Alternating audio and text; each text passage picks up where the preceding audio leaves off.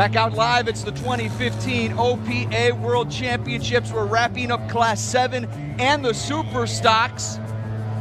And Bayrat is leading right now in first place. Hanging and banging on second, and Scott Free in third. Yeah, we've got an exciting finish here, guys.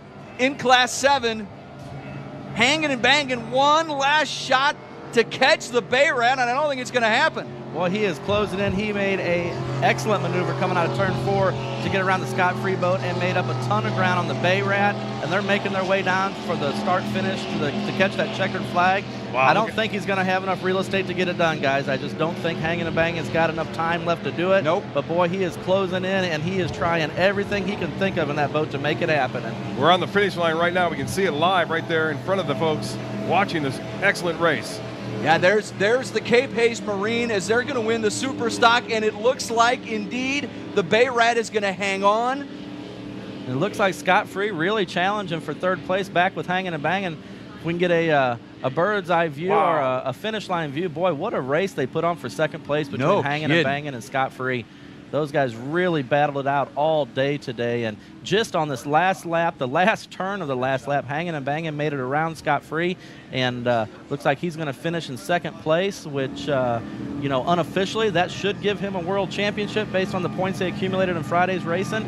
We've got the Little Squirt team out of Lake of the Ozarks, Jason and Joel Zalecki, finishing off their last lap here. And just for the folks at home to know, they see how these boats going around them. There's other races taking place at the same time. There's three separate races going on at the same time. The first one, Class 7, now is over. Which makes it so challenging, Bob, because you've got all that traffic out there, and for some of the faster boats, like in the Super Stocks, they're having to navigate around some of the boats that are in those breakout classes that aren't going as fast, and it certainly adds to the skill, adds a lot to the intrigue of these races, and Class 6 still to be determined here. Remember, all these results are unofficial. OPA will certify at the end of the day. Right.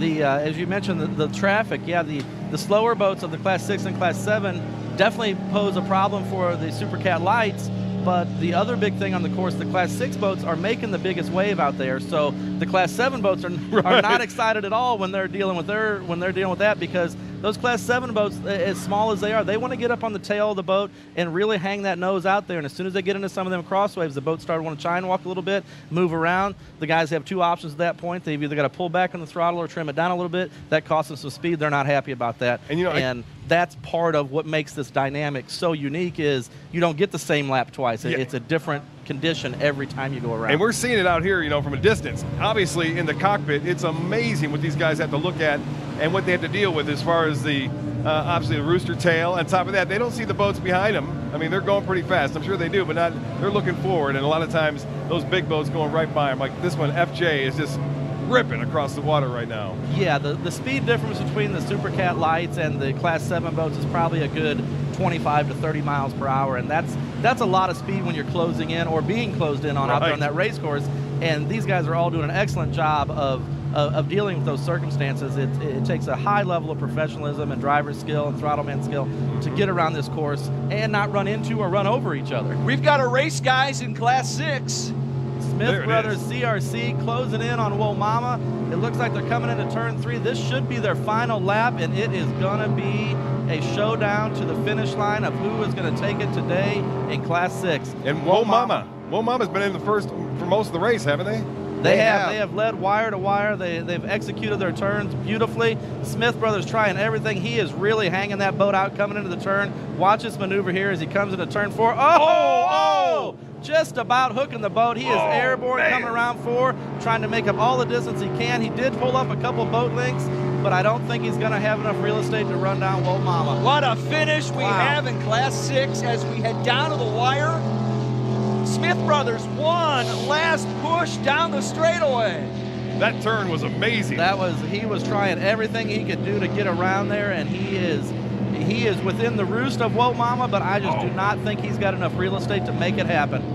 He is going to run it down to the wire, though. He is not going to cut any slack to them guys, not allow them one chance at all for a mistake. And look at that. He is right on their transom.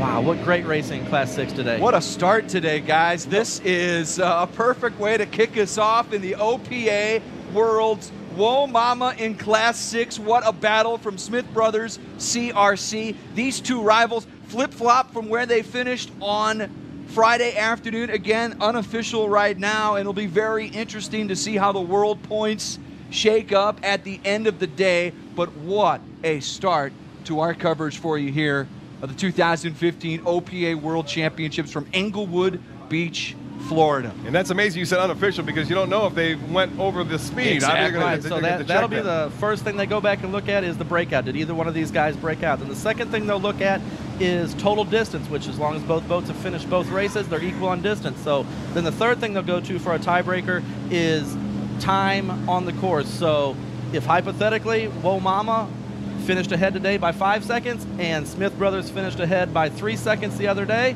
that'll dictate your winner. So that's the pecking order they'll go down to finalize who the world champion is in Class 6. And what a great way for them guys to finish their season. It was not a runaway for anybody. It was right down to the last lap, the last few seconds. There's just going to be seconds in between who the first place world champion is and who came in second. I'll ask Carolyn to keep that up there for a second. Those are your unofficial Class 6 results. As we mentioned, Whoa Mama, Smith Brothers CRC 1-2, and then Ultimate Racing. They were hanging onto that second place spot. Yeah, they held second place for quite a while. Smith Brothers CRC was able to get around them on the last or second to last lap. So just great racing all day in Class 6. So we're going to do one more lap. So we're told right now, Class 6, this is now the final lap right here. Right now. Okay, so that's going to give Smith Brothers a chance one last shot to get up at them. And they were making up some real estate. So it'll be interesting to see how they shake out as they make their way back down the backstretch right now, competing for their final lap of competition, and see if we can get them in view here yet. Here it is, the Cup World Championship. What do you want to call it? It's unbelievable right here in Englewood, and we are watching two great races already. Class 7 is done and finished, and now Class 6 on their final lap, and Whoa Mama still having the lead. And I can tell you, Whoa Mama is way, way out in front. Smith Brothers is in the infield right now, so it appears either Smith Brothers has miscalculated or Whoa Mama has miscalculated the lap count, because Smith Brothers taking it easy going down the middle of the course, waving to the crowd.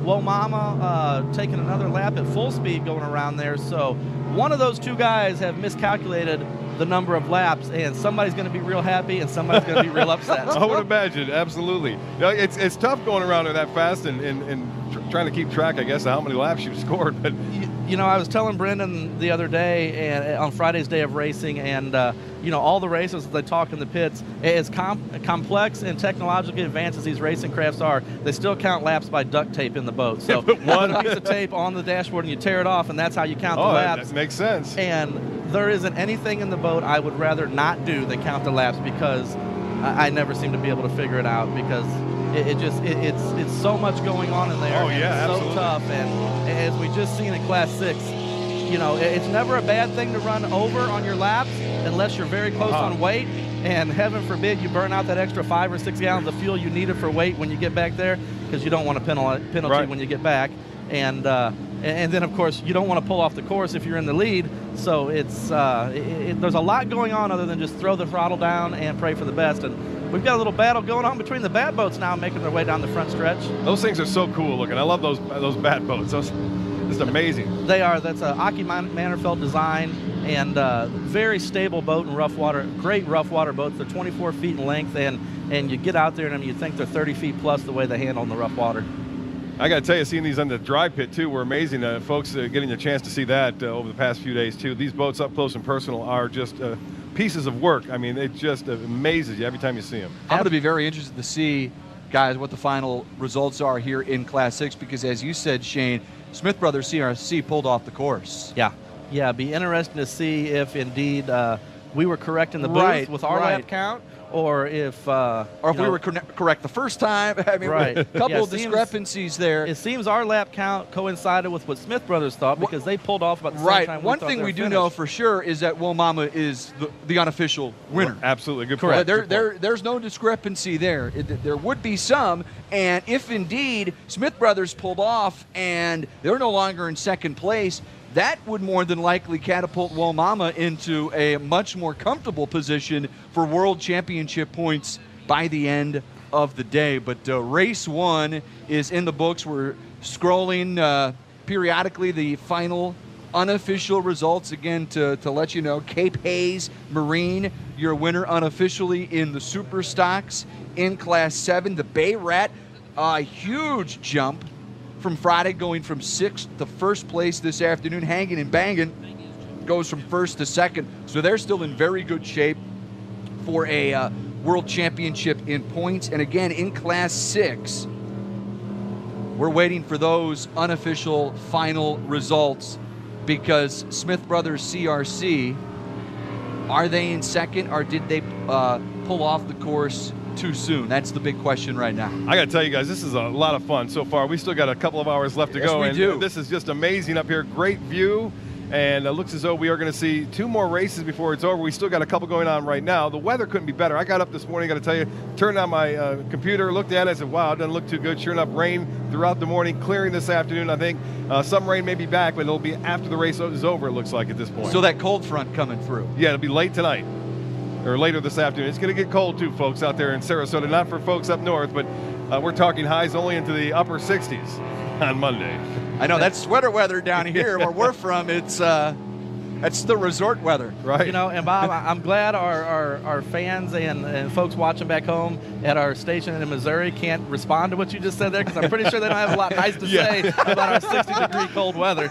So to all the Missouri folks listening back there on Lake TV and whatnot, we apologize for the 60-degree cold weather we're having here, but I'm not going to trade places with you. Not quite as bad as the snow. So here's the deal. So Womama 1, Smith Brothers 2. So I'm thinking our original I think you're right. early lap count was right. Womama 1, Smith Brothers 2, Ultimate Racing 3. Unofficially, your final results. And again, OPA certifies that later in the day. And that certainly will make the World Championship points a little tighter. Because again, how close was Smith Brothers there, Shane? It's going to come down to time on that one. I think. Here's the funny thing is that on Friday, Smith Brothers barely edged out Womama. So there was. I mean, you're talking about what could come down to decimal points later on today. We're dealing with seconds at this point because. You know, Smith Brothers CRC finished out in front on Friday. Right. Womama finished out in front on today. You know, and I don't want to speculate as to which one won. It's going to come down to a few seconds. I'd say within 3 or 4 seconds decided the World Championship. And that's why they were gunning it at the end there, keeping it within there. But they were fighting hard in that turn. That last turn was amazing. Yeah, boat completely in the air at about a 45-degree angle, airborne on its side as it came through the turn. They were really, really hanging it out to get caught up there. And in that class, that's where they have to make it up at, because they can't just hammer down and get there. They have to make it up through there and maintain as much corner speed as they can, and without breaking out, of course. So they want to carry as much speed into and out of the corner to make up that ground, because that's really one of the only spots they have to do it. That and rough water are their 2 equalizers that they can use to their advantage versus being able just to lay the throttle down and catch up to them. Or mistakes from the guy in the lead. That's it. Exactly. Hit the throttle too wrong or something. Anyway, a great vantage point, too, right here at the turn before the finish line, and we're set up perfectly for that. And obviously, cameras right at the finish line as well, so you're watching it right now. Broadcast live, 2015 OPA World Cup Championships right here. I put the cup in there. I like to put the cup in there. It's a golf thing of mine. You know? Right. You know, the spectator fleet, wow, what an impressive fleet they're amassing out there today. Just, you know, double the amount of boats. We hear the Roughster boat coming into the course right now for your next class of racing. It's getting ready to start here very shortly. So one of your Class 5 boats making his way onto the course, going to go just kind of go make a look around, see what the conditions look like and stuff. And Shane, let's talk about our friends at the OPA and what they're doing today to ensure all of our great viewers on ABC 7 in Sarasota and really so many different parts of Florida, Lake TV back in St. Louis, WENG radio in Englewood, Florida, KRMS radio at Lake of the Ozarks in Missouri. But OPA really stepping up, and they're putting it out there to try to get 3 races into 3 hours. Friday was sort of our dress rehearsal, day 1 of the Worlds and the finale of the national championships. And I think they learned a lot, Shane. And the way we got started today, this race started at about 12:01 the minute we came on the air. And here we are wrapping it up a little later on in the hour, and I think we're set up to have the rest of our races really come through, but the people in OPA really helping to make that possible. Yeah, and I heard you guys talk about it earlier, too. I read up on it a little bit, and I saw that Joaquin, the storm hurricane, was supposed to take the Nationals there in Ocean City, Maryland, but the forecast, most of the models were taking it toward there, but there was only one that didn't, and that was a European, and that's the one that worked out. So they could have actually probably had the races there, but they've shifted them down here for our benefit, I guess, and for the folks at home, too, watching on television the broadcast. Yeah, it worked out great for Englewood and the Waterfest, too, because it really brought a whole new height of excitement and racing to Friday's day of racing, which would normally just kind of be a dress rehearsal for the Sunday final points. And, you know, OPA, as Brendan mentioned earlier, we were down in the pits this morning before we came here. They've really done a great job of tightening things up. A few of the teams are running in multiple classes, so it really spreads their crews in the boat and out of the boat thin. And they've done a great job of coordinating at the crane area and stuff to get all their boats in and out to where they can get out here to the course quicker, keep the action going for you guys, and put on a heck of a show for Englewood Waterfest 2015. We step aside. It is the 2015 OPA World Championships live from Englewood Beach, Florida. We're back with more racing action after this.